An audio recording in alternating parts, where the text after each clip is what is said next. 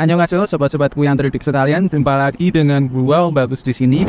Sudah kamu siap buat menyelami kenyataan yang mungkin gak terduga dalam perjalanan kamu di dunia teknik? Sebagai mahasiswa dan lulusan teknik, kita sering kali dibombardir dengan berbagai macam cerita sukses, peluang karir yang menjanjikan, dan gambaran gimana kita bisa berkontribusi pada kemajuan negara dan juga teknologi. Namun, terkadang emang ada beberapa hal yang luput dari pandangan kita, beberapa fakta yang mungkin membuat kita itu gak nyaman, tapi sebenarnya sangat penting buat kita ketahui. Hari ini kita akan membuka tabir dan melihat fakta keras jurusan teknik. Fakta-fakta yang mungkin membuat kalian terkejut, namun merupakan bagian yang gak terpisahkan dari perjalanan kita sebagai orang teknik. Fakta-fakta ini mungkin gak akan kamu temuin dalam brosur pendaftaran kampus atau dalam ceramah motivasi karir anak teknik. Namun mereka itu ada dan sangat nyata dalam kehidupan kita sebagai praktisi teknik. Kita bakal membahas semuanya. Kita akan membahas tantangan nyata yang akan kita hadapi dan gimana kita bisa menghadapinya dengan bijaksana. Jadi persiaplah,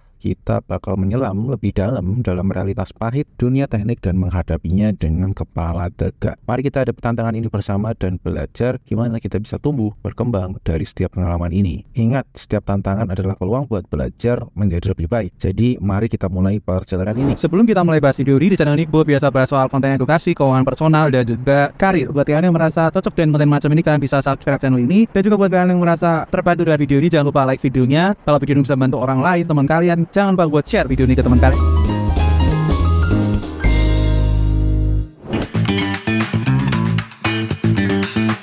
Bekerja di bidang teknik seringkali berarti kita harus menyelesaikan tugas-tugas yang kompleks dan membutuhkan pemikiran yang kritis. Ya, itu bagian yang gak terpisahkan dari pekerjaan orang teknik. Tugas-tugas ini mungkin sulit, memusingkan, membutuhkan banyak energi mental, dan inilah yang membuat kita tetap gak tidur sampai tengah malam mencari solusi dan gimana cara menyelesaikan masalah yang ada. Ini berarti juga kita harus kerja dalam jam-jam yang panjang, seringkali melebihi apa yang kita anggap sebagai jam kerja normal. Dari bangun pagi buat ngerjain proyek atau kerja sampai tengah malam buat mengejar deadline. Kita semua udah ngerasain ya, orang yang sebagai praktisi teknik itu udah ngerasain semua itu. Jangan lupa ya, tadi gue udah sebutin deadline yang ketat. Deadline ini seringkali mendorong kita buat bekerja lebih keras dalam proyek dan lebih cepat, membutuhkan dedikasi ekstra dari kita. Kita semua tahu betapa sulitnya berjuang ngelawan waktu dan harus mencurahkan semua tenaga dan pikiran kita buat mengejar deadline itu. Ya, akhirnya kita semua terdampak waktu luang dan work-life balance kita. Antara tugas, proyek, dan juga kehidupan di luar itu membuat kita sulit buat menemukan waktu untuk diri sendiri dan melakukan hal-hal yang seharusnya itu bisa kita nikmati. Ini adalah tantangan nyata yang akan kita hadapi sebagai orang teknik. Tentu aja beban kerja ini seringkali membuat orang stres dan mendapatkan tekanan mental yang tinggi. Tekanan-tekanan ini pun membuat kebanyakan generasi Z, generasi baru itu tidak tertarik untuk masuk ke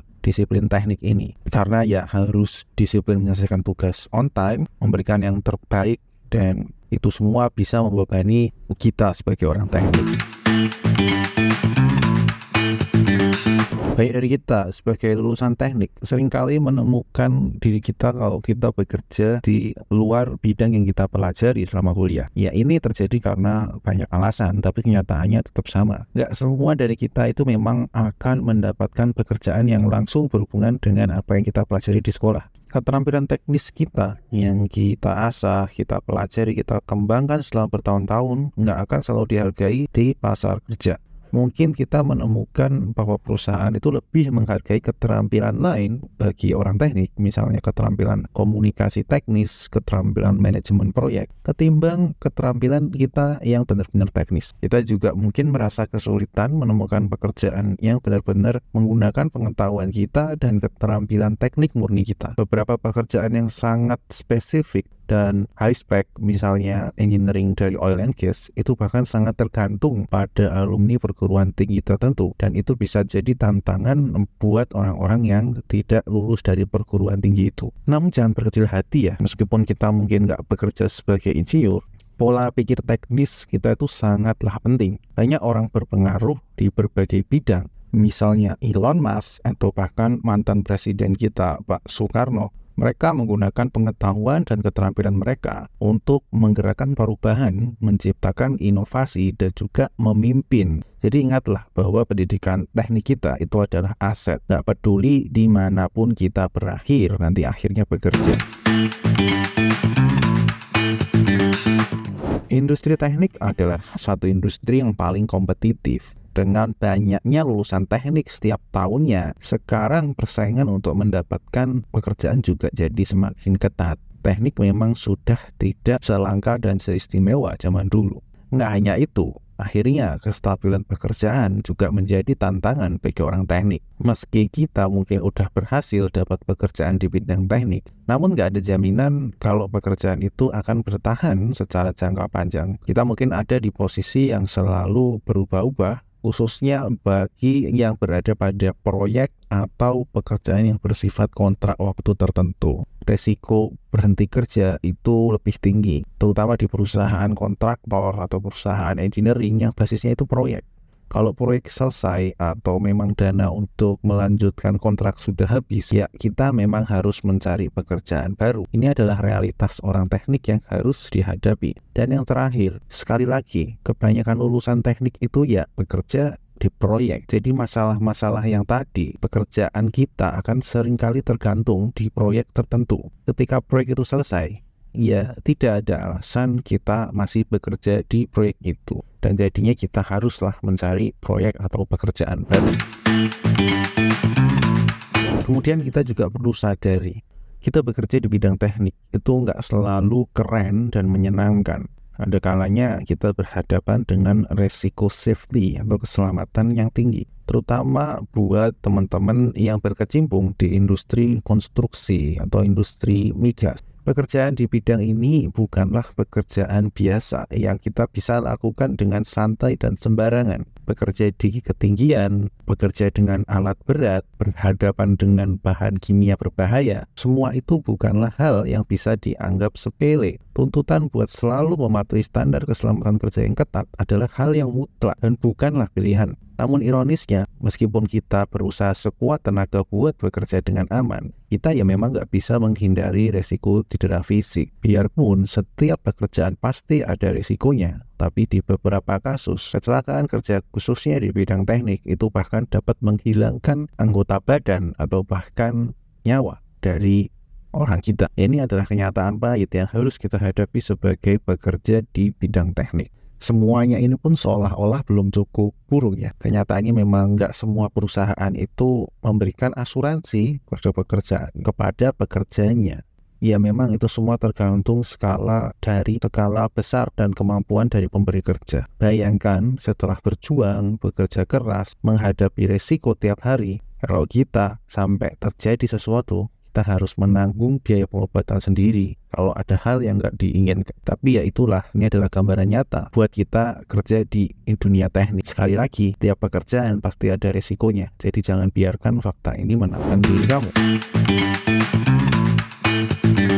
Seringkali kita berpikir kalau keterampilan teknis adalah segalanya di bidang teknik. Tapi tadi udah gue jelaskan, keterampilan teknis itu tidak menjamin dan tentu saja nggak cukup gitu aja. Kita harus punya keterampilan komunikasi yang bagus. Banyak di antara kita itu memilih jurusan teknik karena kepribadiannya cenderung introvert dan lebih suka menganalisis ketimbang berdiskusi dan berpresentasi. Kita mungkin lebih nyaman ketika kerja sendiri dan memecahkan masalah teknis. Tapi di dunia kerja kita ya harus berkomunikasi dengan efektif. Misalnya kita ya perlu menyajikan ide atau solusi teknis kita kepada orang-orang yang memiliki kepentingan dalam proyek kita. Ini membutuhkan kemampuan buat kita menyampaikan informasi teknis dalam cara yang mudah dimengerti oleh orang lain. Kemampuan untuk menulis laporan itu juga sangat penting di bidang teknik ini. Selain itu, kebanyakan pekerjaan teknik skala besar dalam lingkup proyek itu tidak bisa dikerjakan sendiri dan sangat sering melibatkan kerjasama tim. Ini berarti kita harus bisa bekerja dengan orang lain, mendengarkan ide mereka, dan juga kita berbagi ide kita. Keterampilan komunikasi yang baik itu sangat penting dalam kondisi seperti ini. Dan yang terakhir, keterampilan negosiasi itu menjadi sangat penting, khususnya bagi kita bernegosiasi tentang kontrak, mana yang menjadi lingkup, mana yang tidak, bagaimana kita bisa mempertahankan deadline atau mencari alasan untuk tidak bisa mencapai deadline, kemampuan buat bernegosiasi dapat jadi faktor kunci dalam sukses karir kita di bidang teknik. Salah satu fakta yang nggak bisa kita abaikan dalam industri teknik itu adalah dominasi pria atau laki-laki di industri ini. Industri teknik untuk waktu yang sudah sangat lama memang sangat didominasi oleh laki-laki. Hal itu ya karena alasan-alasan yang sudah gue sebutkan sebelumnya. Hal ini jadi tantangan tersendiri buat para perempuan yang ingin berkarir di bidang ini. Kurangnya peran perempuan di bidang teknik itu juga jadi masalah ya, karena dengan sedikitnya perempuan di posisi pemimpin atau peran yang berpengaruh di industri teknik, sulit buat wanita muda atau orang tua mereka untuk melihat perempuan dalam karir teknik ini. Perempuan itu juga sering banget menghadapi banyak hambatan untuk bisa berkarir di dunia teknik ya, karena memang persyaratan harus lembur, harus pekerjaan risiko tinggi, itu membuat mereka agak kesulitan berprogres karir di industri ini. Biarpun memang banyak perusahaan yang sudah berusaha untuk menciptakan lingkungan kerja yang lebih merata, tapi ya nggak semua perusahaan bisa memberikan hal seperti itu, dan wanita atau perempuan itu juga akan mengalami kesulitan apabila terjun sepenuhnya untuk tuntutan di dunia karir teknik ini dengan kehidupan pribadi mereka. Tekanan buat selalu hadir, bekerja keras, khususnya yang di lingkup proyek, itu seringkali berbenturan dengan keinginan untuk memiliki waktu berkualitas dengan keluarga. Inilah yang membuat kebanyakan wanita karir yang bekerja di setting proyek itu memilih untuk antara tidak menikah atau tidak memiliki anak. Memang begitulah faktanya, tapi kita semua harus berjuang untuk menciptakan kesetaraan di bidang teknik.